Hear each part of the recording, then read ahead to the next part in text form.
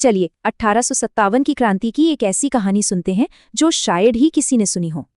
अक्सर लगता है कि 1857 की क्रांति में सिर्फ पुरुषों ने ही हिस्सा लिया था, लेकिन ये बिल्कुल सच नहीं है।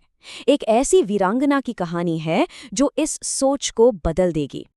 ये कहानी है ऊदा देवी की, एक ऐसी योद्धा जिनका नाम हमें हमेशा याद रखना चाहिए। तो कौन थी ऊदा देवी? वो अवध की रहने वाली थी और पासी दलित समुदाय से एक योद्धा थी।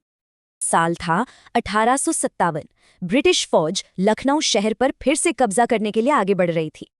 लेकिन जैसे ही अंग्रेज सैनिक आगे बढ़े, वो एक एक करके गिरने लगे। कोई था जो बहुत सदैव निशाने से उन्हें निशाना बना रहा था, पर वो दिख नहीं रहा था। ब्रिटिश कमांडर एकदम हैरान। आखिर ये गोलियां आ कहां से रही थीं? ये गोलियां आ रही थीं एक पेड़ की ऊंची टहनियों से, जहां एक अकेला स्नाइपर छिपा था। और वो कोई और नहीं बल्कि ऊदा देवी थीं, जो अपने लोगों की आजादी के लिए लड़ रही थीं। पेड़ पर से ही उन्होंने अकेले 30 से ज्यादा ब्रिटिश सैनिकों को ढेर कर दिया था।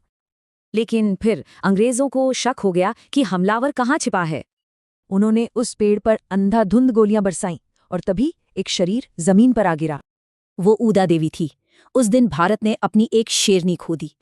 देखिए, उनका नाम शायद इतिहास की किताबों में आसानी से न मिले, लेकिन आजादी के लिए दिया गया उनका बलिदान हमेशा अमर रहेगा।